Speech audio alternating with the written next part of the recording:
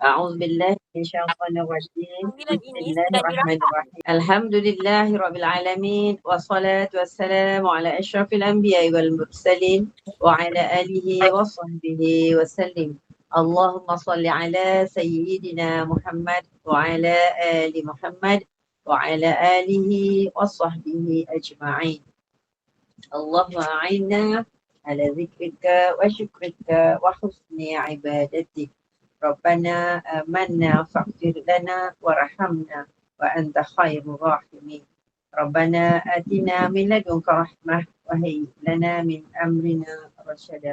Assalamualaikum warahmatullahi wabarakatuh. Salam sejahtera, salam ukhuwah pada Al-Fadhil Ustaz dan semua jemaah pencinta ilmu yang diberi hidayah dan menjadi pilihan Allah duduk dalam majlis ilmu Kemandur Iman pada malam ini, insya-Allah moga ianya menjadi ilmu yang barakah, dilimpahi pahala dan menjadi amal ibadah yang ridai dan dirahmati Allah, insya-Allah.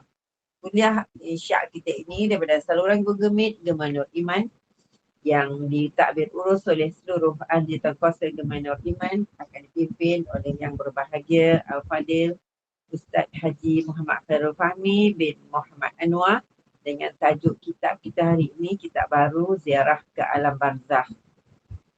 Bagi menambahkan perkataan majlis, mohon ihsan Ustaz untuk memimpin Ummul Quran Al-Fatihah, dan pahalanya kita hadiahkan pada guru-guru kita, ibu bapa kita, para anbiya, para solihin, alim ulama, keluarga kita, dan juga kepada para pejuang Palestin dan semua muslimin dan muslimat, dan seterusnya kepada baginda Rasulullah sallallahu alaihi wasallam.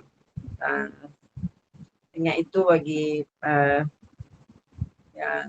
pada semua muslimin dan muslimat sama ada yang masih hidup ataupun telah kembali ke rahmatullah. Al-Fatihah. أعوذ من الشيطان الرجيم. بسم الله الرحمن الرحيم.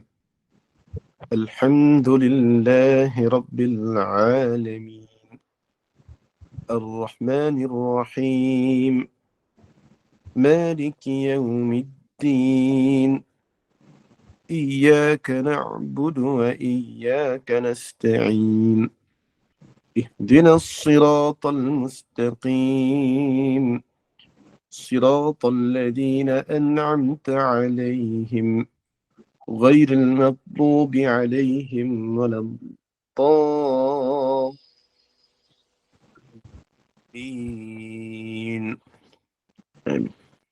Amin, amin ya Rabbal Alamin. Untuk meneruskan majlis, saya dengan penuh takzim menyerahkan majlis ini kepada Al-Fadhil Ustaz dengan segala penuh hormatnya. Dipersilakan Ustaz.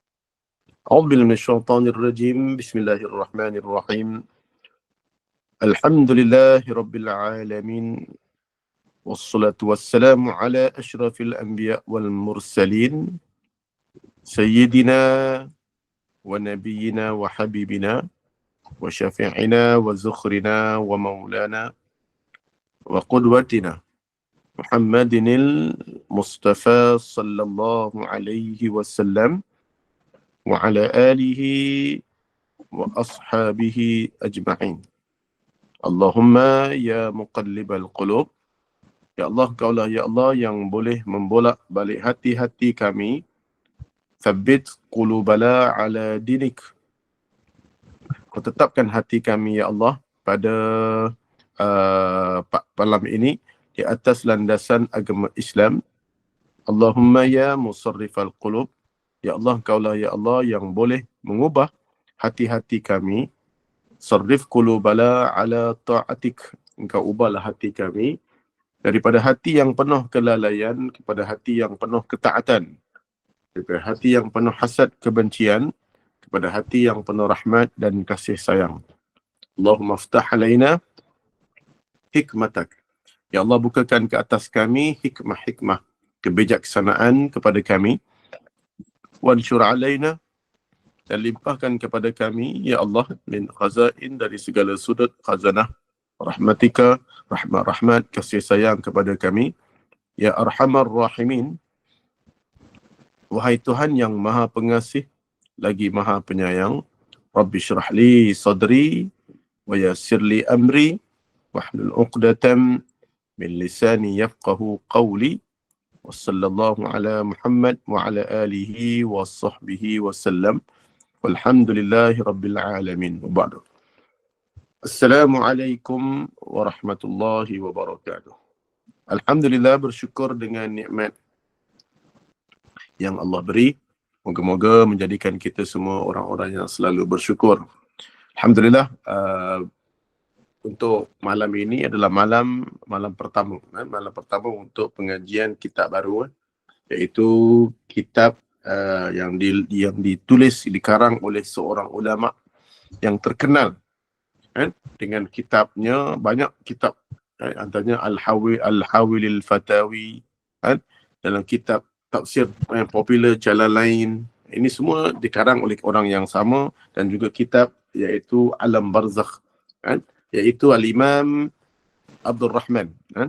Al-Imam Abdul Rahman. Nama dia adalah Abdul Rahman bin Kamaluddin Abu Bakar bin Muhammad As-Sabiquddin Jalaluddin Al-Misri As-Suyuti. Okay. Dan dia adalah bermazhab dalam mazhab Asy-Syafi'i. Dia adalah seorang ulama mujtahid. Di antara banyaklah Imam Rafi'i, Imam Ibn Hajar Al-Asqalani, ini memang mujtahid dalam Imam Asy-Syafi'i. Imam As-Suyuti termasuk, Ibn Hajar, Nawawi, dan juga Imam As-Suyuti termasuk mazhab Syafi'i yang mujtahid. Jadinya dari segi fiqh dia adalah mazhab Syafi'i, dan juga digelar sebagai Al-Asy'ari, Al-Asy'ariyah, ataupun dalam mazhabnya dia menggunakan daripada pandangan akidah dia, iaitu dari sudut aliran Asy'ariyah. Asy'ariyah. Macam di Malaysia kan dia ada Al-Asy'ariyah, dan ada juga dari kalangan Al-Maturidi. Maturidi. Kalau Asy'ariyah ni dia sifat Allah 13 je. Kalau Al-Maturidi ni 20. Ditambah lagi dengan maknawi. Jadi pandangan kita dua-dua lah, iaitu Asy'ariyah dan Al-Maturidi. Jadi kita senang pakai kitab ni sebab dia mazhab Syafi'i, dan dia juga adalah berpandangan dan aliran Syariah Asy'ariyah. Jadi lebih sinkronis. Kitab ini dia adalah mensyarahkan kitab ini. Dia adalah syarah kepada kitab ini asal, iaitu kitab ini kitab asalnya adalah daripada, tapi bahagian kematiannya kitab itu tebal. Dia ada bahagian kiamat, ada bahagian akhir zaman. Cuma dalam bahagian kematian itu kebanyakannya diambil balik dan dia syarahkan sedikit. Kitab dia daripada kitab Al-Imam Al-Qurtubi. Imam Qurtubi ni dia hidup 200 tahun sebelum Imam As-Suyuti. Imam Qurtubi juga terkenal dengan tafsir Al-Qurtubi, iaitu Muhammad Al-Qurtubi lah, bin Abdullah bin Al-Qurtubi, yang asal daripada Cordoba. Jadinya di kitab ni sinkronis. Siapa yang ada kitab ni boleh ada kitab ni juga. Jadi boleh dua-dua lah. Okey. Jadinya, tapi yang ni lebih detail, dan saya nak nyebut dalam kitab ini dia terlampau detail, dan kadang-kadang bukan detail, bertele-tele benda yang sama, hadis yang dhaif pun dimasuk, cerita-cerita orang salafus soleh yang bertele-tele. Jadi saya ambil, kalau setuju dengan kitab ini, kita buka kitab dan buku surat itu, dan kita akan baca mana yang penting, dan kita akan meninggalkan perkara yang bertele-tele. Kalau untuk pembacaan tak ada masalah, pembacaan tidak ada masalah.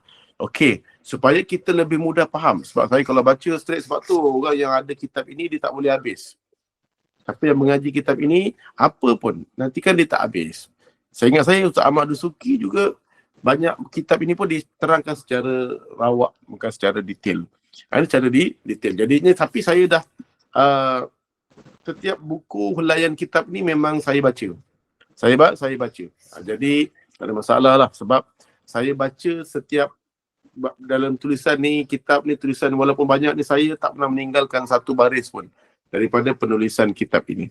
Kitab ini. Jadi saya tahu dalam kitab ini macam mana pembacaan dia. Jadi dari perkupasan, cukuplah saya baca hadis yang pertama dan kedua, dan kemudian saya akan kupaskan apa yang penting yang dapat diambil dari hadis-hadis yang bertele-tele ataupun pandangan. Okey, ada yang angkat tangan, Fauzi.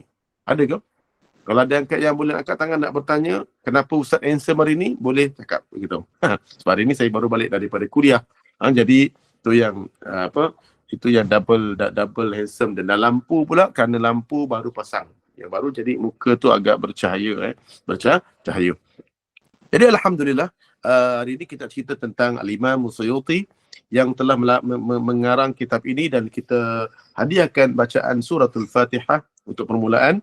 Untuk kita hadiahkan bacaan suratul Fatihah, dan kita hadiahkan Allahumma ja'al sawaba, pahalanya kepada dua pengarang kitab ini yang asal dan juga syarah dia, kan? Iaitu Al-Imam Al-Qurtubi dan juga Al-Imam Suyuti. Moga-moga dengan bacaan Al-Fatihah kita ini Allah memberikan keberkatan, kebaikan kepada dua imam ini kerana telah meletakkan, mengarang kitab, menghabiskan masa dia dengan mengarang kitab. Dan hari ini kita cuma boleh membaca, dan kita boleh baca sahaja kitab yang telah dikupaskan tentang rahsia kematian. Al-Fatihah. A'udzubillahi minasyaitonirrajim. Bismillahirrahmanirrahim. Alhamdulillahi rabbil alamin. Ar-Rahmanir-Rahim. Maliki yaumiddin. Iyyaka na'budu wa iyyaka nasta'in. Ihdinas siratal mustaqim.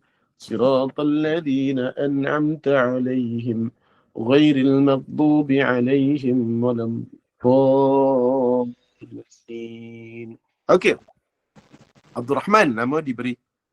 Ingat Syekh, nama Imam As-Suyuti namanya Abdul Rahman. Jadi Imam Rahman. Kalau kita kan, kalau nama Abdul Rahman kan Imam Rahman. Kalau imam, contoh Imam Mutahiri ni nama Abdul Rahman, kita panggil Imam Abdul Rahman. Kalau orang Kelantan, Abang Me. Abang Me buat gapo Abang Me. Jadi Rahman jadi Abang Rahme ataupun Me. Gitulah. Jadi kalau nama dia sebenarnya Abdul Rahman, nama diberi. Jadi dia ni adalah orang Mesir yang lahir di Kairo, Mesir. Lahir Mesir. Berbanding dengan Imam Qurtubi, dilahirkan dari Andalusia, Cordoba. Andalusia, Cordoba. Iaitu Spanyol. Okey. Siapa yang nak tanya terus boleh bertanya, dan boleh unmutekan suara, dan terus cross je cakap saya, tak ada masalah. Dalam kelas saya boleh cross, terus unmute, terus bertanya je. Macam kita jadikan kita punya kelas ini sebagai perbincangan. Tak payah tunggu saya bagi masa untuk bercakap, tak payah. Kalau ada rasa nak bercakap, terus unmute, terus Ustaz saya ada benda nak tanya, terus tanya. Kalau yang angkat tangan tu kadang-kadang saya tanya balik, dia terlupa. Kat Munah ada yang angkat tangan tu mungkin nak bercakap ataupun dia tertekan. Jadi kalau ada yang dia angkat tangan tu, saya akan bagi peluang untuk dia bercakap. Kalau dia nak bercakap ataupun nak bertanya, dan sebagainya. Okey, jadinya saya baca dulu daripada tulisan-tulisan sahabat-sahabat kita di dalam kesian di type, tapi kita tak baca. Kita baca dulu. Kak Suwaya Mat Zahgi. Assalamualaikum Ustaz. Waalaikumsalam warahmatullahi. Nurlela Hashim. Assalamualaikum Ustaz. Waalaikumsalam warahmatullahi. Salbia Ja'far. Assalamualaikum Ustaz. Waalaikumsalam warahmatullahi. Kak Nurmawati Makti. Wassalamualaikum Ustaz. Waalaikumsalam warahmatullahi wabarakatuh. Suranai Zuriha. Assalamualaikum Ustaz. Waalaikumsalam warahmatullahi. Okey, insya-Allah. Yusra Linda. Assalamualaikum Ustaz. Waalaikumsalam warahmatullahi. Dan kemudian Rozita Hashim. Assalamualaikum Waalaikumsalam warahmatullahi. Kak Wan Aisyah Anda. Assalamualaikum Waalaikumsalam warahmatullahi. Kak Fauzi maaf Ustaz, saya tertekan. Tertekan tak apa, jangan stres. Tertekan jangan stres. Okey. Dayu Buang. Assalamualaikum Waalaikumsalam warahmatullahi. Bonda Wan okey, insya-Allah. Oh, namanya Kak Fauzi. Saya baca je apa yang ditulis Fauzi tu. Rupanya Bonda Wan. Okey, insya-Allah. Buat mukanya macam lelaki dalam tu. Okey.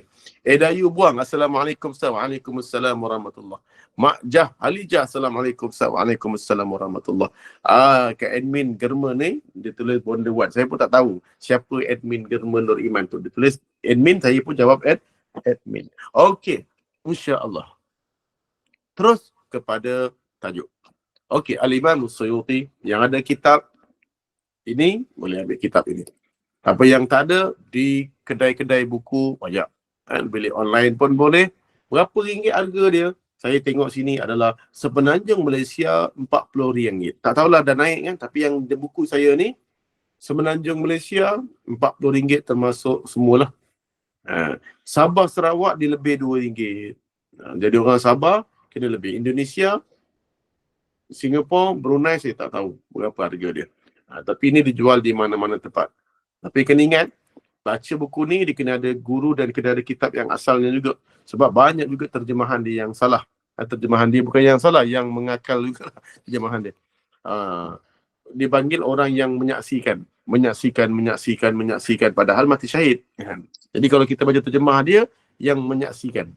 Sedangkan mati syahid.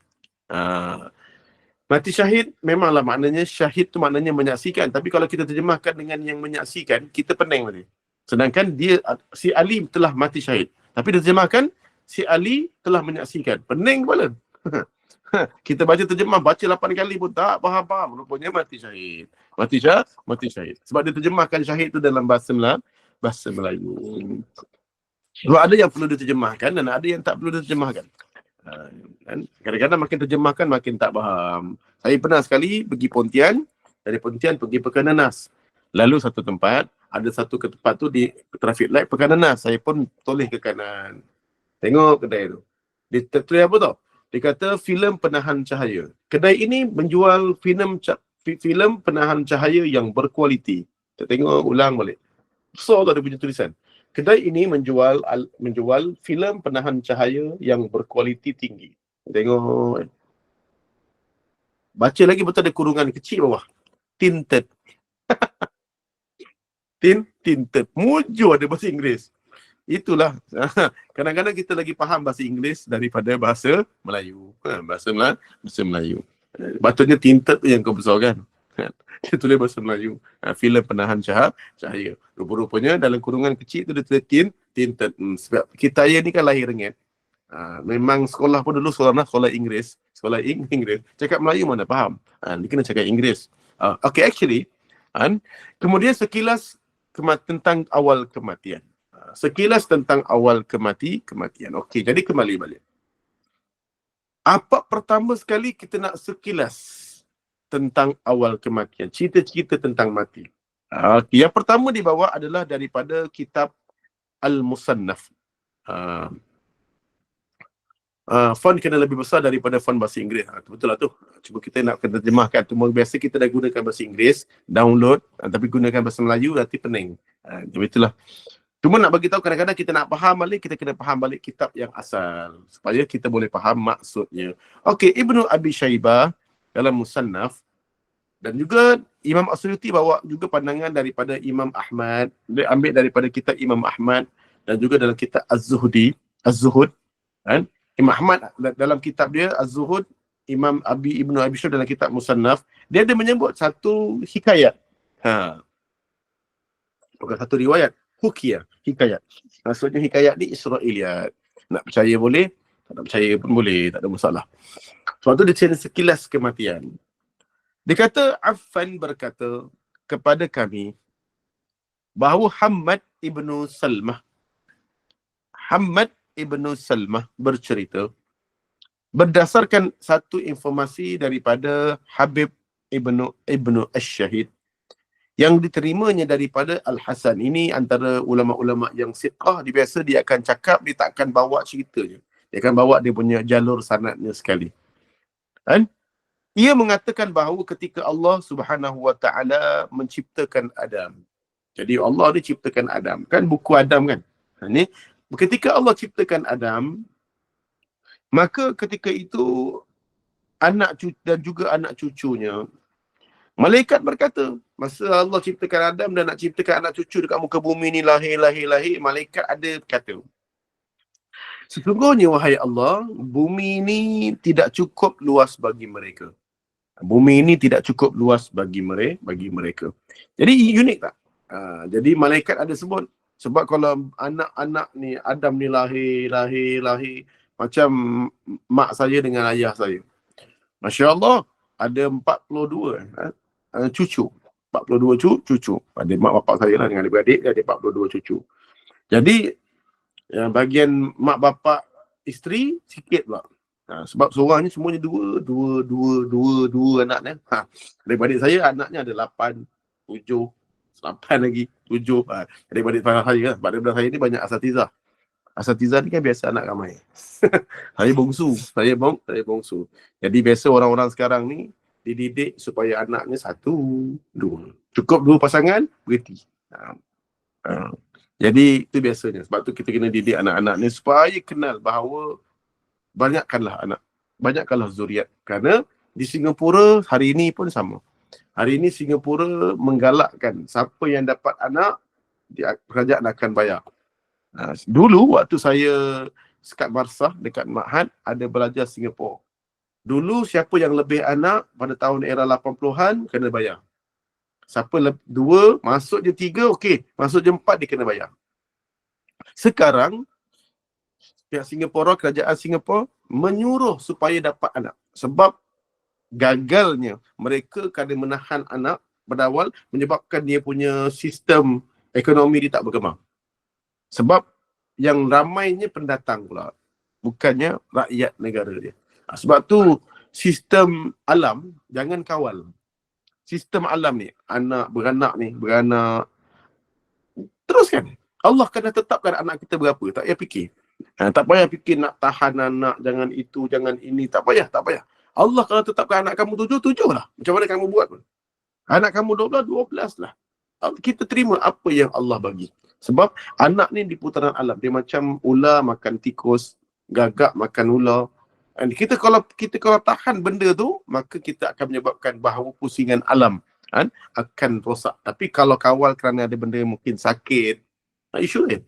Tapi kalau kerana isu ekonomi, isu pusingan kerana masalah gini-gini, tidak diperlukan. Tapi kalau masalah sakit, masalah mungkin kita tengah berada di opsi untuk maktab, tak boleh disebabkan tak boleh beranak, okey, tak ada masalah. Tapi kalau cuma masalah, itulah saya ni tak tahu nanti ekonomi saya, duit macam mana. Yang ni masalah, serahkan pada Allah dan takdir. Okey, jadinya kalau betul lah anak ni di Singapura pun dah digalakkan supaya anak ramai. Sehingga Singapura ni takut.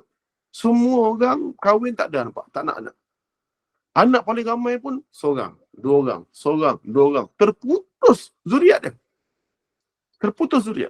Kena pula anak dia 2 orang, seorang tak kahwin. Seorang pula lagi kahwin, anaknya pun 2. Macam mana nak berkembang? Semua dari dulu.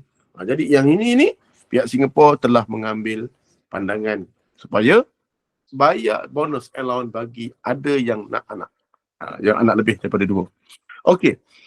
Jadi Malaysia pun kena ambil sebagai peringatan dan juga apa yang berlaku di Singapura yang daripada rakyat dia dulu ditahan anak.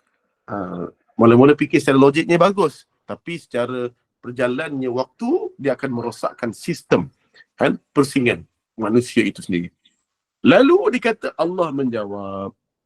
Apa Allah jawab? Bila kata bahawa bumi ni tak cukup sebenarnya kalau kita bagi anak ni ramai, bumi ni takkan cukup. Lalu Allah berjawab, aku akan membuat kematian. Jadinya dekat sini, kematian ini bermula daripada Adam diciptakan di syurga, tak ada lagi kematian. Di syurga tidak ada kematian. Tidak ada sakit, tidak ada lapar, tidak ada berak, kencing, tak ada. Kan dalam syurga kan yang ada cuma peluh. Daripada keluar makanan-makanan tu, dia tak akan keluar daripada najis, tapi dia akan keluar daripada peluh-peluh. Jadi dalam syurga tidak ada pula kematian. Jadi kematian hanya diciptakan di muka bumi. Di muka bumi. Jadi Allah kata, aku jadikan. Sebab fikir malaikat bahawa manusia ni hidup macam malaikat. Penuh. Sebab alam, langit besar. Tetapi bumi ni kecil. Dibandingkan alam semesta, bumi ni kecil. Macam mana nak kumpulkan manusia dalam satu bumi yang kecil? Jadinya Allah ciptakan kematian bagi manusia. Malaikat tak mati kan? Tapi manusia mati. Mati. Jadi malaikat pun tanya kepada Allah lagi. Jika begitu wahai Allah, maka tidak akan ada ketenangan bagi mereka. Kalau adalah mati tu di kalangan manusia, maksudnya mati. Contoh kalau kita main game kan, ada nyawa kan, ada 5 nyawa, 2 nyawa. Kan kita risau kan, tinggal 1 nyawa. Paling last tinggal 1 nyawa. Daripada 5 nyawa main, kalah 1 nyawa mati. Tinggal 1 nyawa. Kita takut tak? Kan risau. Kalau kita tengok cerita macam-macam lah.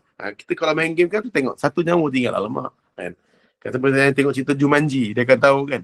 Padahal manusia ni memang 1 nyawa pun. Kalau mati habis.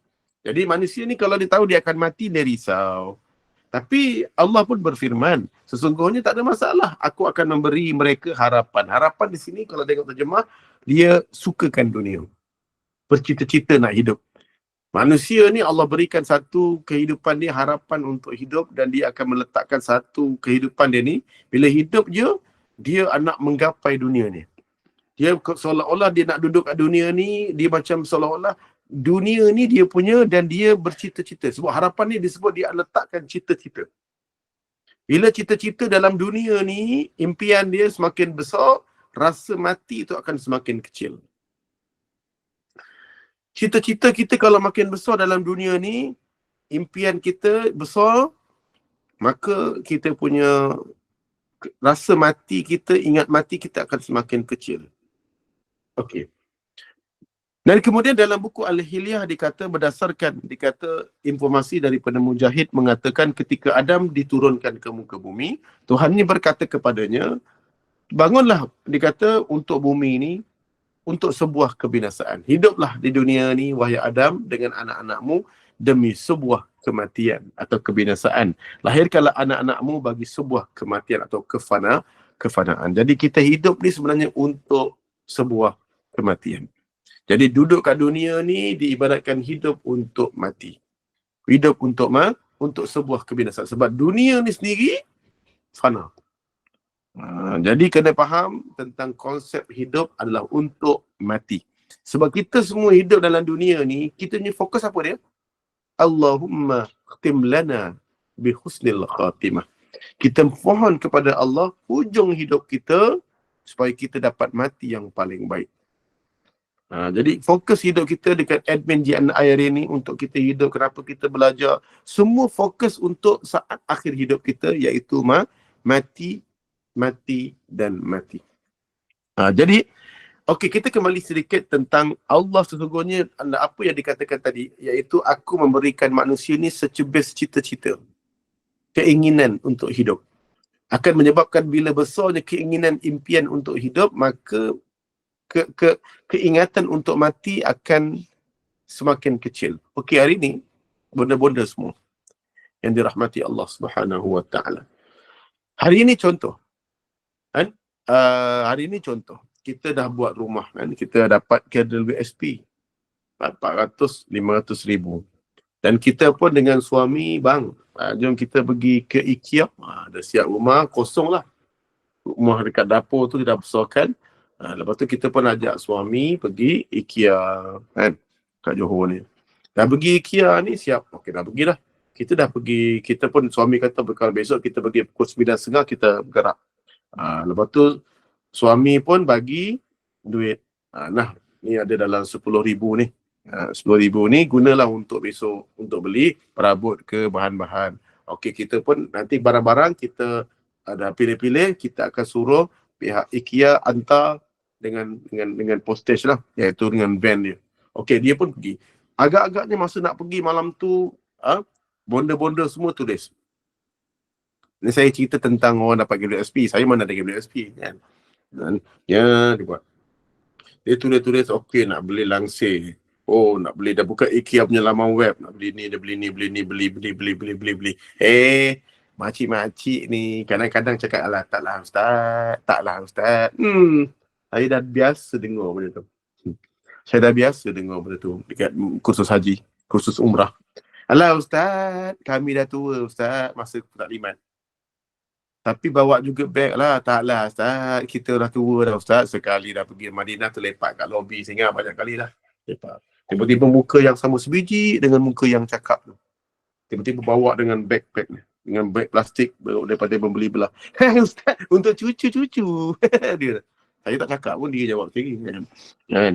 Kadang-kadang makcik lebih hebat dia punya membeli belah. Jangan orang muda yang jarang membeli belah. Orang muda yang kadang-kadang tak membeli belah. Duit tak ada. Duit tak ada. Jangan remehkan nafsu membeli belah makcik-makcik. Walaupun ni makcik belum tentu lagi. Kan? Jadi, kemudian saya kalau pergi umrah, memang pergi bawa beg tu, balik bawa baju tu yang sama je. Tak jarang lah membeli belah. Kecuali ada jemaah belikan saya. Ni baju ni pun saya punya jubah banyaknya jemaah belikan. Ini pun jemaah belikan. Hadiahkan untuk saya. Balik di Ustaz, jubah. jubah. Okey, jadinya alhamdulillah. Jadinya siapa yang pergi ke IKEA malam tu atau esok paginya? Agak-agaknya masa tu kita punya impian, kita nak bina rumah impian kita. Cantik, bikin ini. Waktu kita berimpian dengan suami nak pasang itu, nak panggil kontraktor, nak pasang langsir, kita pun nak pergi IKEA besok. Waktu tu, ingatan kita kepada mati tinggi ke rendah? Waktu kita inginkan impian dalam hidup, rumah yang cantik. Waktu tu kita ingat tak mati? Cuba kalau ada suami kita tiba-tiba cakap, "Mah, agak-agaknya kalau kita beli duit 10,000 ni, agak-agaknya kalau kita buat rumah ni, kita dapat tak guna agaknya rumah ni? Agaknya kalau besok ataupun minggu depan, minggu ni kita mati, macam mana?" Oh, kalau ada orang ingatkan kita mati, kita marah tak? "Abang ni, kita baru dapat hidup." Kan? Ada orang ingatkan kita mati. Kalaulah saat hari itu kita fikir bahawa besok akan mati, agaknya kita selera tak? Agaknya kalaulah Allah bagi tahu. Sebab tu kata Allah rahsiakan kematian. Kalaulah Allah bagi tahu kita bila kita akan mati, agak-agaknya kita nak tak buat lagi rumah. Contohnya Allah bagi tahu dalam WhatsApp. Bonda, contoh Amnira. Kak Amnira ni tiba-tiba datang mesej daripada malaikat maut. Tit. Siapa tu Amnira? Malaikatul maut mesej. WhatsApp. Dia kata pada tahun 2027, dalam masa lagi 3 tahun, kemungkinan besar nyawamu akan ditarik kerana makan durian. Kan? Kita baca. Sebab itu Allah rahsiakan kematian. Allah tak bagi tahu. Kalau tak, risau kita. Agak-agaknya waktu tu, Kak Amnira nak tak lagi bina rumah KWSP tu. Agaknya kalau kita tahu lagi 3 tahun kita mati, kita dapat KWSP, agaknya KWSP tu kita guna buat rumah tak? Padahal manusia pasti akan mati. Dan kemudian dia beritahu pula kenapa kita mati. Mujur Allah rahsiakan. Tiba-tiba Kak Amnira pun dengan suami tiba-tiba pindah Korea. Ustaz, Kak Amnira tarik diri daripada admin GNI. Kenapa? Kerana itulah saya dah tengok dekat Korea tak ada durian. Saya rasa dah. Kat Korea tak ada pokok durian. Dia takut dengan durian. Jadi dia pindah ke tempat yang tak ada durian. Dia tengok durian seriau je. Dia seriau. Sebab itulah Allah rahsiakan kematian. Sebab nak bagi kita tenang. Kita tak tahu. Kita hari ini melihat orang mati terbakar. Kita hari ini melihat orang mati jatuh daripada tempat yang tinggi. Kita melihat ada orang mati sebab jatuh dari bangunan. Kita lihat orang mati aksiden dihempap lori. Hancur, dihadap terbakar, mati lemas. Kita tahu tak kita mati sebab apa? Kita mesti mati. Kita tak tahu kita mati macam mana. Mungkin ditembak perompak. Mungkin dilanggar suami. Mungkin kita bawa motor. Mungkin mati dalam keadaan atas katil. Semua sekali kita pasti akan mati. Direbus dalam kuali. Jatuh dekat minyak dekat kilang minyak. Kita mati terbakar di dalam kereta. Kita tahu tak? Tak tahu. Allah rahsiakan. Tapi kita pasti berlaku benda tu pada diri kita suatu hari nanti. Suatu hari nanti. Kita akan berlaku. Cuma kita tak tahu kerana Allah rahsiakan kematian kita. Alhamdulillah Allah rahsiakan kematian. Kalau tak kita risau je ni. Kalau dikata-kata bahawa Mak Teh, kamu Normawati. Kamu akan mati pada hari gini. Hilang selera makan. Tapi padahal kita pasti mati. Kita pasti mati. Ingat jadi begitulah. Sampai hari ini, saya pun bukan orang lain. Saya pun bila ada cita-cita, bila saya nak pergi begini, begitu, kita akan rasa kita akan mati. Sebab itulah kita bersedia untuk apa saja bahawa hidup adalah persinggahan. Hidup di dunia ni adalah persinggahan, R&R. Kalau kita nak makan pun sekadarnya kita makan sebab kita nak meneruskan perjalanan ke KL contoh. Begitulah hari ini kita duduk di muka bumi ini hanyalah sebuah persinggahan yang akan kita bawa. Sebab tu kalau kita nak pergi hidup ini, kita dulukan dahulu perkara yang afdal. Sebab tu saya letakkan satu target. Saya selalu masuk dekat takaful. Tapi saya bukan buat takaful. Tapi saya memang start daripada bukan FWD, start daripada sebelum tu lagi, nama lain. Saya dah biasa masuk dekat admin dia, dekat Johor. Saya pernah masuk, dihantar ke Negeri Sembilan, kepada Melaka untuk top, bagi motivasi dunia lah. Dan juga akhir ada Cina, ada bukan Islam dalam takaful dia, takaful FWD tu. Cuma saya nak bagi tahu dengan dia, letakkan cita-cita dalam hati untuk jadikan kita punya amalan ibadat. Jangan target BMW. Sebab kalau kita target BMW, itu menjadi adat yang harus dalam cari duit. Tapi target 4 perkara dalam ekonomi kita. Ulama kata 4 perkara ini adalah kita target, kita kerja takaful untuk bayar hutang kita. Hutang PTPTN kita. Walaupun Adam Adli bawa PTPTPU, PTPTN hak rakyat, tak payah bayar. Rafizi Ramli pun kata tak payah bayar. Begitulah. Tapi itu dululah. Sekarang kena bayar juga. Okey. Jadinya, bila mana kita sebut, ketika mana bayar hutang. Dan ada pula yang kedua, kita masuk takaful kerana pertama nak bayar infak anak isteri. Ini dapat pahala. Kita niat. Kita nak buat takaful ni untuk bahagiakan anak isteri. Macam saya mencari harta kerana saya nak besarkan anak. 6 anak saya. Dalam keadaan besarkan anak saya tak gemuk-gemuk, tak besar-besar. Yang besarnya is isteri. Itu biasalah. Okey, kedua. Jadinya, ketiga, dia memang simpan duit nak cari ni, nak pergi haji. Dia kumpul duit, target nak pergi haji, bayar sikit impian. Yang keempat paling penting. Letakkan target. Kalau hari ni kita masuk takaful, letakkan satu target dekat rumah kita. Orang-orang ni, dia masuk target, dia masuk apa tau? Dah tahu tak apa-apa orang yang punya target takaful ni? Dia target apa tau? Dia target dapat sebuah rumah sendiri. Dia target dapat apa lagi tau? Dapat BMW. Allah. Letakkan target. Contoh nama dia Abdul Rahman. Contoh kan. Letak dekat almari dia, rumah dia, bilik dia tu, dalam buka je almari, dia letak apa tau? Kereta BMW. Apa benda punya target? Kalau kau target benda ni, rugi. Cuba target, buka je almari kamu, letak Khairul Fahmi. Kan contoh, Abdul Rahman adalah pembayar zakat tahun 2027. Adalah pembayar zakat. Target Abdul Rahman adalah pembayar zakat tahun 2028. Kena belajar pula bahagian zakat. Zakat ni capai gaji macam mana? Dia mesti ada simpanan tetap dalam bank yang tetap, tak diambil. Sebanyak 85 gram, hari ini 30,000. Hari ini simpanan bank, dia mesti ada sekurang-kurangnya kan, dalam bank tetap. Maksudnya dia tak boleh pakai, ataupun dia kalau dia ambil balik tak dapat lah. Kan? Dengan dia kata hari ini sebanyak, masya-Allah la quwwata illa, saya lupa saya buka balik, iaitu di Majlis Agama Islam Johor untuk semasa sekarang ini adalah simpanan tetap mesti ada 30,596.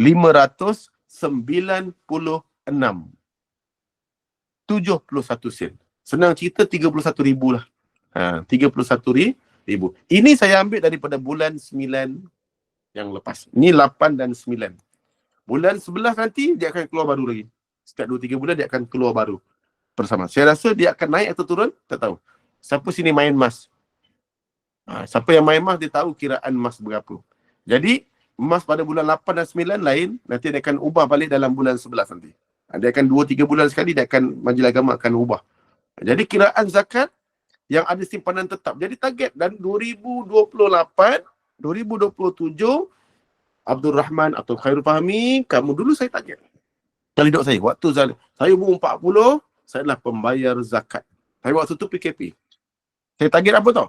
Saya pembayar zakat dan saya adalah saya nak pergi haji dengan isteri. Tapi waktu tu PKP, jadi tangguh. Jadinya, saya target dalam hidup saya pembayar zakat. Mesti ada simpanan tetap dalam bank. Saya tak guna. Sampai sekarang ada. Lepas tu saya ada simpanan. Simpanan yang tak diguna pakai dalam bank. Orang kata kenapa ada banyak dalam bank ada duit. Tapi saya memang buat simpanan tetap. Untuk saya menjadi orang yang mengeluarkan zakat. Dan kemudian, saya ada satu simpanan lagi ataupun gaji. Sekarang ni ada zakat perniagaan. Tapi kita makan gaji. Jadi para fatwa dalam 13 negeri dalam Malaysia telah mengeluarkan fatwa adanya zakat pendapatan. Sebab orang Islam ada zakat pendapatan. Kan? Dulu berzakat perniagaan je, jadi dia buat. Tapi ada 14 negeri yang tak ada zakat pendapatan hanyalah Perak. Masa tu muftinya adalah Harun Sani. Tetapi ingat, walaupun Perak tak mengeluarkan fatwa wajib keluar zakat pendapatan, tapi mufti Harun Sani keluarkan zakat pendapatan. Hebat tak hebat? Cuma dia tak setuju benda tu wajib. Perlis sekalipun buat. Jadi zakat pendapatan yang ditetapkan oleh Jabatan Agama, Majlis Agama adalah RM3,800. Kan masa tu lah saya tak tahu, sekarang kena balik kena batal balik. RM3,800. Betul tak? Siapa yang bayar zakat pendapatan boleh share komen tak? Ataupun bagi pandangan. Ada tak di sini? Berapa zakat pendapatan? Kalau kita gaji kita berapa sebulan untuk dapatkan zakat pendapatan? Boleh ada yang bayar, boleh share komen? Ada di sini yang di admin ibu-ibu semua ada tak? Ustaz, Assalamualaikum. Waalaikumsalam Kak Wan. Saya memang bayar zakat pendapatan tiap tahun. Maaf, kena tu. Nak kira macam mana tu? 2.5%. 2.5% discharge. Gaji berapa capaian untuk bayar zakat? Gaji dia campur je. Minimum. Macam saya pesara, dia tak kira pendapatan pun. Dia campur dua pendapatan suami isteri. Macam saya ada arwah punya pendapatan dengan pencen saya, dia campur dua. Terus dia tolak 2.5. Dia tak ada kira tahap berapa pendapatan.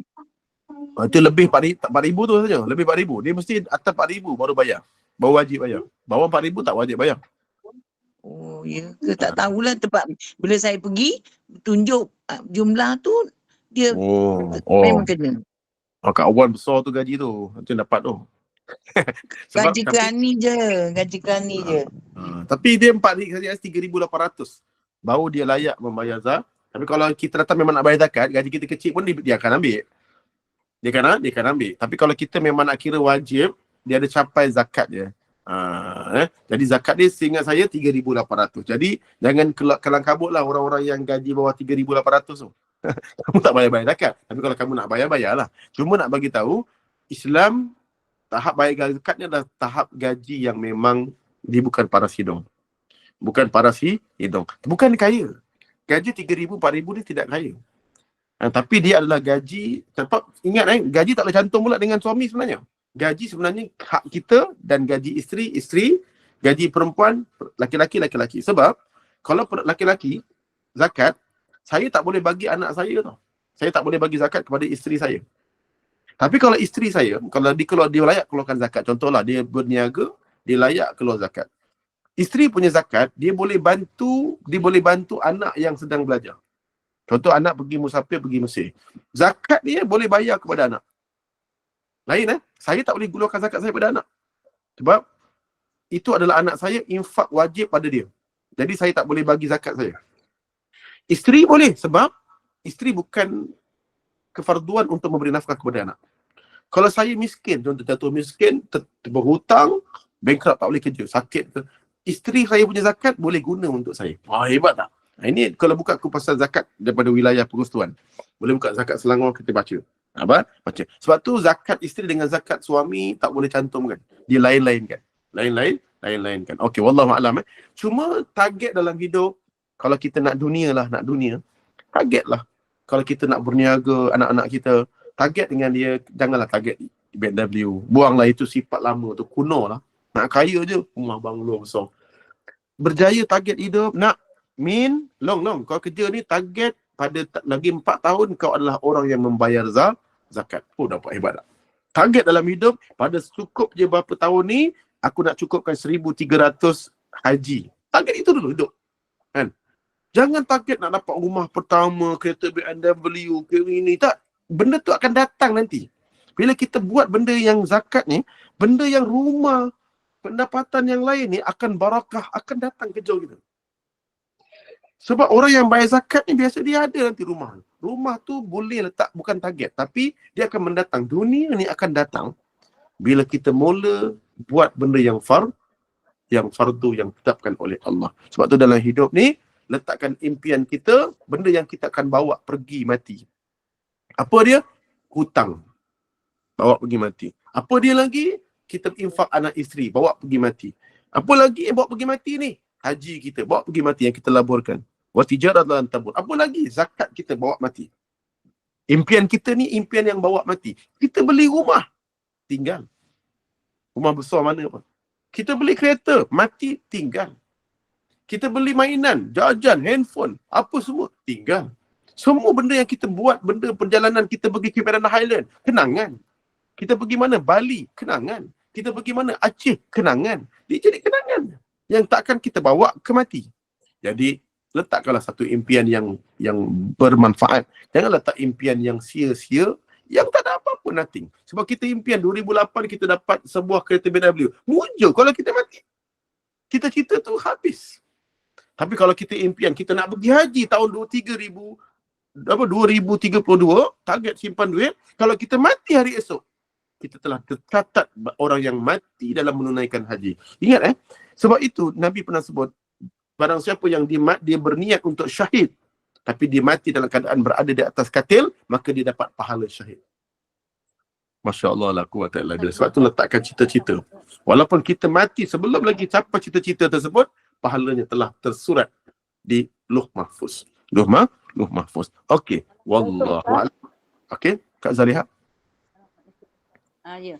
Saya nak tanya Ustaz, kerana boleh. saya orang saya zakat lah kan. Dia mengeluarkan zakat, dia bagi saya zakat sedekah. Ustaz, boleh ke saya terima? Okey, sedekah dan zakat perlu kepada asnaf yang cukup dari 8 itulah, 8 asnaf itu. Antaranya hamil, antaranya anak yatim tak masuk anak yatim tak masuk. Antara miskin ataupun kita memang biasanya Jabatan Agama dah tetapkanlah kita dapat. Kalau kita bukan dari kalangan dia, maka tak boleh terima. Akak ibu tunggal. Ibu tunggal tak ada dalam zakat. Ya. Dia miskin, ibu tunggal miskin. Kalau macam tu nanti kalau kata ibu tunggal armalah, nanti Datuk Vida pun dapat zakat. Datuk Vida, okey. Dia ibu tunggal boleh, tapi kalau memang Kak Zaliha layak, boleh.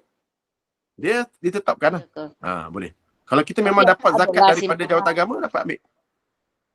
Pak, zakat orang individu bagi masalah akak adalah simpanan, tapi akak dapat pendapatan tetap, akak tak adalah bulan-bulan, tak ada ustaz.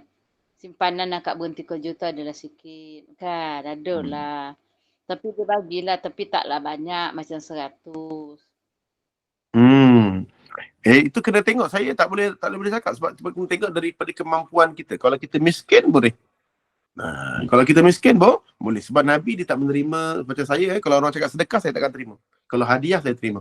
Zakat saya tak terima lah. Jadi benda tu kena tengok perincian. Sebab zakat ni dia benda rukun.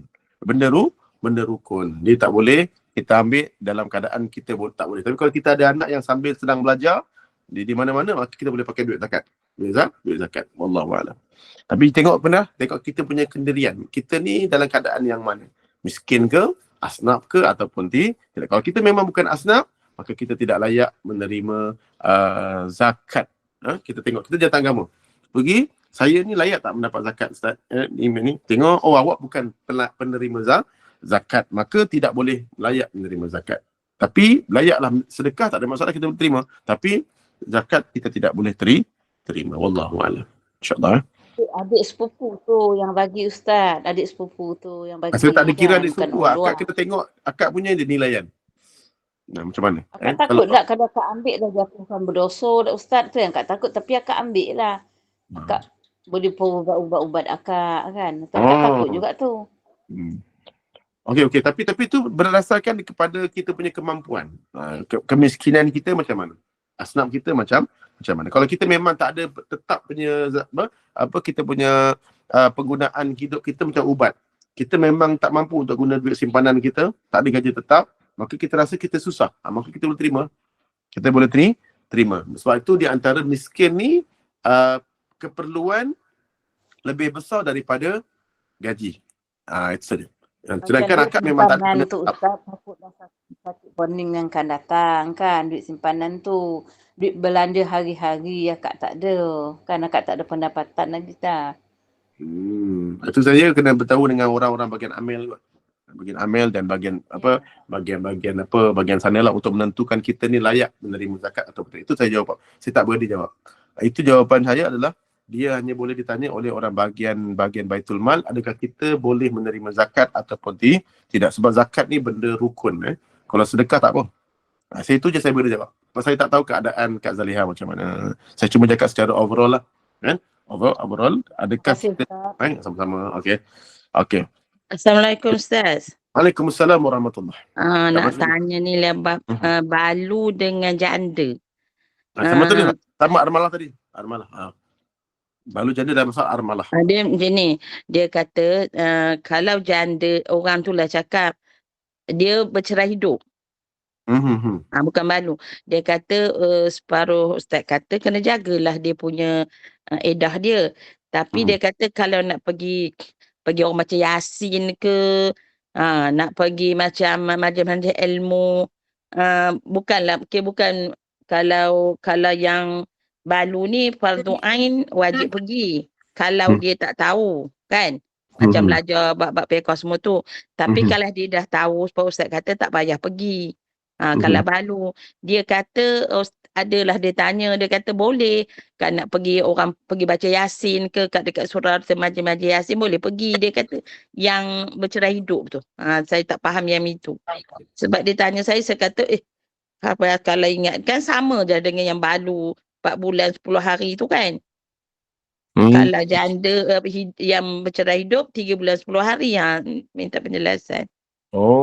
Dia maksudnya dengan maksudnya dia ni balu yang beza edah untuk kematian dan beza edah untuk orang yang bercerai. Dia ada beza sedikit dari segi guideline dia. Adalah pertama waktu lah kan. Waktu memang beza lah. Yang tu 3 kali kuruk, 3 kali uzur ataupun 3 bulan lah. Ada betul ataupun 3 kali suci. Tapi kalau untuk kematian 4 bulan 10 hari. Tapi dari segi edah ataupun dia perlu jaga dia punya keluar rumah dan sebagainya. Jadi benda tu yang kena tahu macam mana garis panduan ni. Kalau kematian memang semua orang tahulah. Kalau untuk hukum beredah, berkabung dan sebagainya. Okey, cuma nak bagi tahu berkabung ni wajib bagi kedua-duanya. Iaitu berkabung ni meninggalkan perhiasan dan seumpamanya bagi wanita yang sedang beredah kepada kematian suaminya. Yang ini disebut sebagai kematian suaminya. Dan juga edah ini tertentu di atas sebabkan tempoh yang ditetapkan ke atas seorang wanita selepas diceraikan atau selepas kematiannya. Kita tulis dulu. Jadi dekat sini diletakkan bahawa berkabung itu dia hampir sama je, iaitu hukum beredah dalam keadaan wajib cara ke atas wanita bercerai ataupun edah ini dia wajib ke atas kematian suami ataupun bercerai. Edah maksudnya beza. Edah bagi kematian suami 4 bulan 10 hari. Edah bagi orang yang bercerai macam mana pula? Okey, tak sampai 14 hari dah. Okey. 3 kali suci, 3 kali haid, begitulah. Tapi hukum berkabung adalah wajib ke atas wanita kematian suami. Boleh faham tak Kak Mazal ni? Berkabung itu faham. Okey, nanti tu.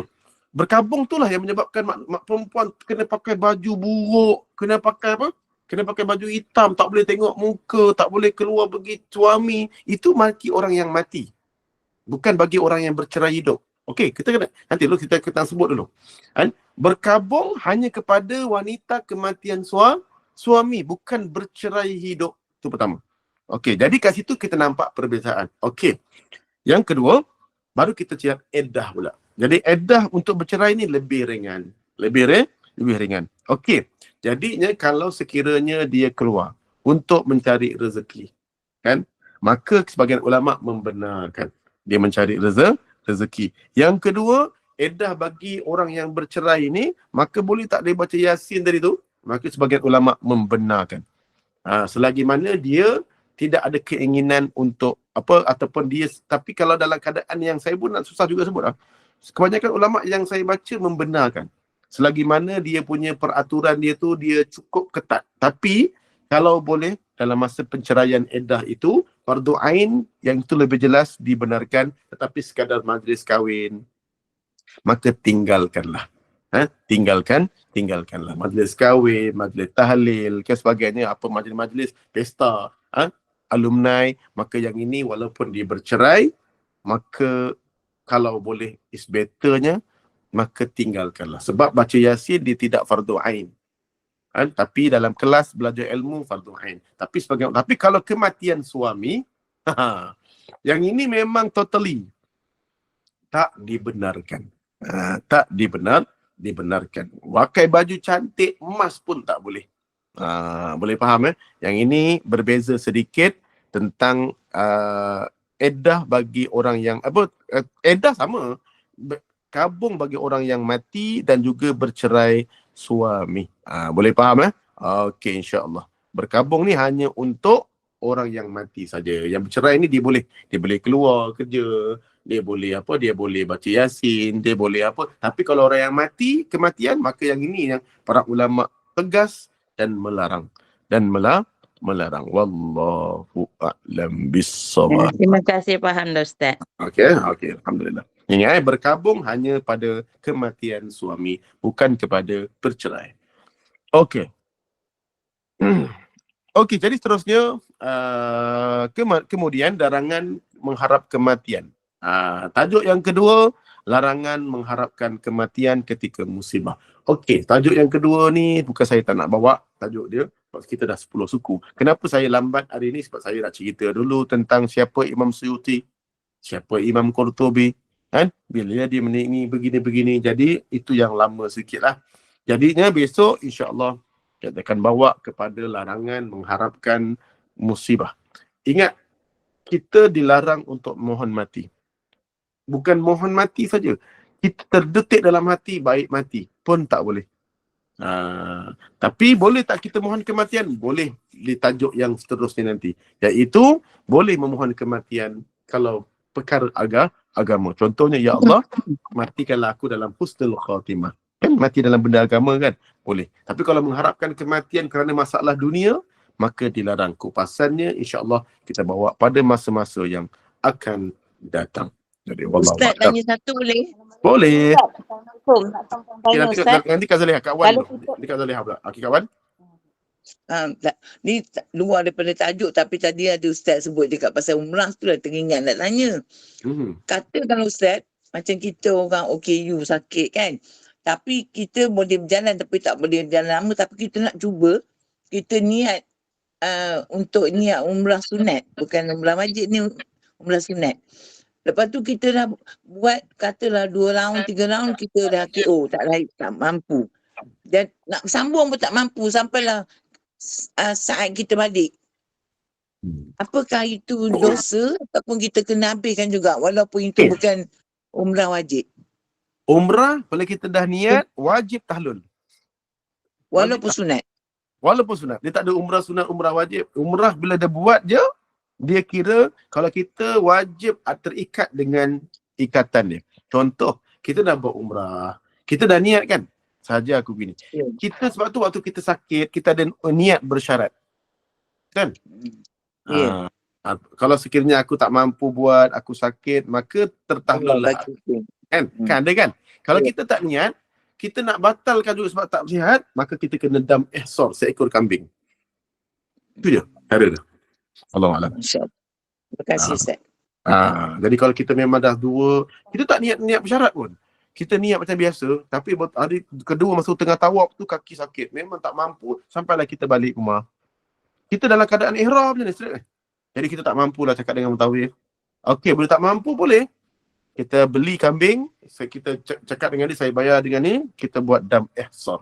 Saja aku buat dam ihsar RM500 di Riyal, dan kemudian bila tahlul je, dia terus kita tukur rambut kita, potong rambut tiga line, dan kemudian kita buat dam ihsar. Maka bertahlul lah, kita lepas daripada umrah. Tak wajib pun qada balik, tak payah. Terlepaslah, tapi kena buat kambing. Kalau tak mampu kambing, barulah kita pergi yang kedua. Tapi kalau tak mampulah, dia dam tartib tu. Dam ihsan ni dam tartib. Dia wajib kambing dulu. Kemudian kalau sekiranya tak mampu, barulah kita pergi ke yang kedua, iaitu memberi makan 6 orang untuk seorang 2 cupak, iaitu RM90 lah, RM90. Allahu'alam. Ya, okeylah, insyaAllah. Okey, Assalamualaikum Ustaz. Kak Zaliha. Okey.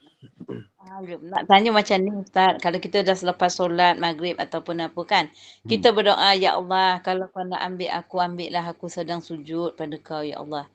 Boleh ke Ustaz? Kita Boleh. cakap macam tu? Kalau benda tu sebab Ya. dalam solat mati dalam 30 mati syahid akhirat, ada 30, antaranya mati dalam keadaan ibadat, mati dalam keadaan ihram, semua mati dalam mati syahid yang dalam tu semuanya dibenarkan untuk kita mohon kematian tersebut. Jadi boleh faham Boleh faham? Boleh. Ya Allah, matikan aku di Madinah, boleh, tak ada masalah. Matikan aku dalam la ilaha illallah pun boleh. Matikan aku malam Jumaat pun boleh. Yang tak bolehnya memohon kematian kerana bab musibah dunia. Ya Allah. Akak. Begitu Kan kalau memang aku selalu bankrupt, sebut dah mati. ya Allah matikanlah aku ni berniaga bankrupt, ya Allah malangnya aku tak dapat aku mati lebih baik aku mati. Tak boleh. Okey, Kak Zaliha. Selalu akak doa, biarlah akak meninggal sedang sujud pada kau, Ya Allah, hari Jumaat. Akak minta tu macam tu. Boleh, tak ada masalah, boleh. Boleh kita buat macam tu. Jadi tak ada masalah. Boleh kita minta dalam keadaan kita mati dalam keadaan mati yang baik. Itu namanya dalam keadaan mati yang baik. Bila tengok orang mati dalam sujud, kita rasa macam cemburu sangat. Jadi ya Allah, kalau nak sangatlah, kalau aku mati dalam kurang-kurangnya bukan dalam keadaan sujud, tapi dalam keadaan aku mati dalam kalimah la ilaha illallah. Lebih umum. Kalau kita khususkan sangat, nanti kan leceh pula. Mati ke dalam sujud. Tapi kalau mati kita ke dalam rokok, sudah. Jadi kita mati, kita khususkan mati dalam ibadat pun lagi baik. Lebih luas. Mati ke dalam keadaan kita sujud kepada Allah. Tu lebih luas lah. Okey, wallahu a'lam. Senang cerita, mati dalam keadaan la ilaha illallah. Itu paling afdal doa dengan doa Rasulullah sallallahu alaihi wasallam. Allahumma khtim lana bi husnil khatimah. Matikan kami dalam keadaan sebaik-baik kematian. Jadi insya-Allah itu di antara mati, dan kita akan bincanglah pada yang minggu depan. Satu lagi, tajuk dalam dilarang memohon kematian. Jadi kita dah 10:18, insya-Allah. Terima kasih Ustaz. Sama-sama. Amin mudah. Amin ya rabbal alamin. Okey, insya-Allah kita boleh baca surah Al-Mulk. Dah baca ke belum, admin? Belum okey. Sama-sama Ustaz baca. boleh okey, kita sama-sama kita buka bacaan suratul Mulk. Untuk kita ni sambil sebelum kita baca surah Al-Mulk, kita baca dulu suratul Fatihah. Bagi sahabat-sahabat kita yang nak buka Quran, yang ada nak buka Quran, kita baca Al-Fatihah dulu dan kemudian kita baca surah Al-Mulk. A'udzubillahi minasyaitonir rajim. Bismillahirrahmanirrahim. Alhamdulillahi rabbil alamin. Ar-Rahmanir-Rahim. Maliki yaumiddin.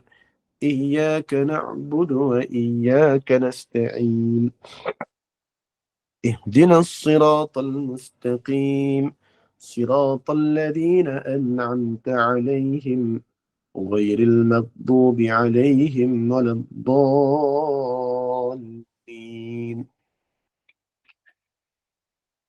بسم الله الرحمن الرحيم تبارك الذي بيده الملك وهو على كل شيء قدير الذي خلق الموت والحياة ليبلوكم أيكم أحسن عملا وهو العزيز الغفور الذي خلق 7 سماوات طباقا ما ترى في خلق الرحمن من تفاوت فارجع البصر هل ترى من فطور ثم ارجع البصر كرتين ينقلب إليك البصر خاسئا وهو حسير ولقد زينا السماء الدنيا بمصابيح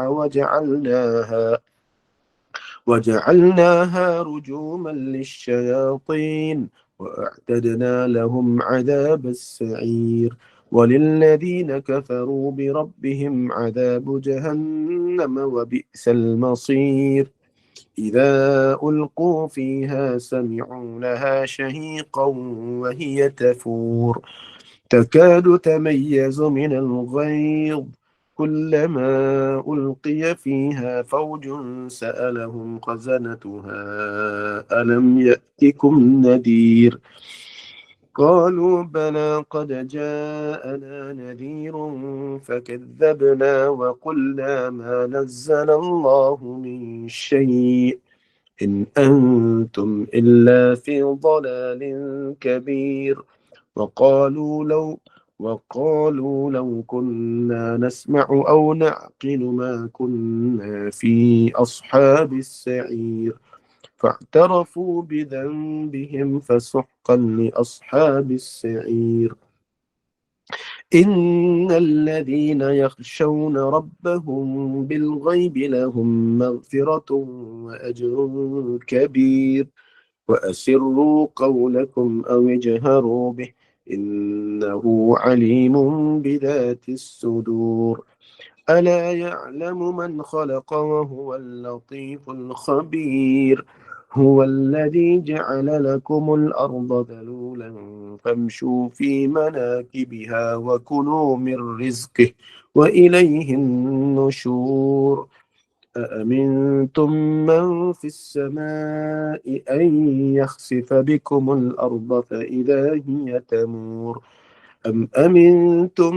من في السماء أن يرسل عليكم حاصبا فستعلمون كيف نذير ولقد كذب الذين من قبلهم فكيف كان نكير أولم يروا إلى الطير فوقهم صافات ويقبض ما يمسكهن إلا الرحمن إنه بكل شيء بصير أمن هذا الذي هو جند لكم ينصركم من دون الرحمن إن الكافرون إلا في غرور أمن هذا الذي يرزقكم إن أمسك رزقه بل لجوا في عتو ونفور أفمن يمشي مكبا على وجهه أهدى أمن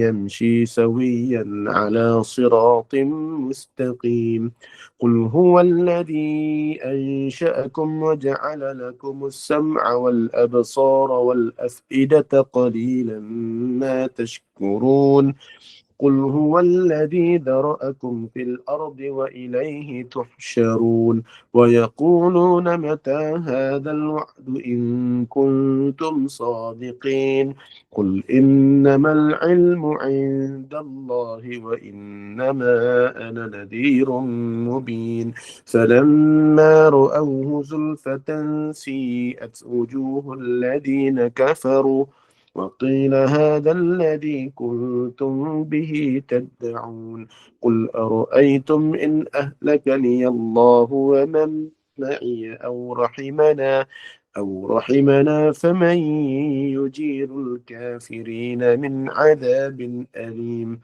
قل هو الرحمن آمنا به وعليه توكلنا فستعلمون من هو في ضلال مبين قل أرأيتم إن أصبح ماؤكم غورا فمن يأتيكم بماء معين الله رب العالمين صدق الله العظيم أعوذ بالله من الشيطان الرجيم بسم الله الرحمن الرحيم اللهم صل على محمد وعلى آل محمد اللهم ارحمنا بالقرآن واجعله لنا إماما ونورا وهدى ورحمة وشفاء اللهم ذكرنا منه ما نسينا وعلمنا منه ما جهلنا وارزقنا تلاوته آناء الليل وأطراف النهر واجعله لنا حجة يا رب العالمين اللهم اختم لنا بحسن الخاتمة ولا تختم علينا يا الله بسوء الخاتمة وصلى الله على محمد وعلى آله وصحبه وسلم الحمد لله رب العالمين تقبل الله منكم منا ومنكم تقبل يا كريم إن شاء الله saya serah pada admin. Terima kasih Ustaz. Alhamdulillah kuliah Isyak kita berjalan lancar dengan kitab Ziarah ke Alam Barzakh dan Al-Muq. Moga segala ilmu yang Ustaz sampaikan menjadi ilmu yang bermanfaat kepada semua jemaah Antaranya sentiasa mengingati mati kerana kematian itu pasti dan mohon kematian yang baik, insyaAllah. Kita tangguh pengajian kita hari ini. Hingga kita jumpa lagi nanti. Terima kasih Ustaz. Terima kasih semua jemaah. Saya Muhafidin Nur Iman. Mohon maaf anda ada sebang kekurangan dalam majlis kita ini. Sekiranya baik itu daripada Allah dan yang kurang baik itu adalah daripada kelemahan diri kami sendiri. Saya mohon buat sedikit bahan kuliah untuk pagi besok Ustaz. Kita akan kuliah subuh pada pukul 7 pagi. InsyaAllah akan bersama Imam Muda Muhammad Haris Daniel dan Muhammad bin Muhammad dengan bacaan surah Yasin, tahlil, doa, selawat dan qasidah. InsyaAllah. Bagi menutup majlis, mohon Ustaz bacakan doa penutup, tasbih kafarah dan soal as. Dan saya akhiri dengan wabillahi taufiq wal hidayah. Wassalamualaikum warahmatullahi wabarakatuh. Silakan Ustaz.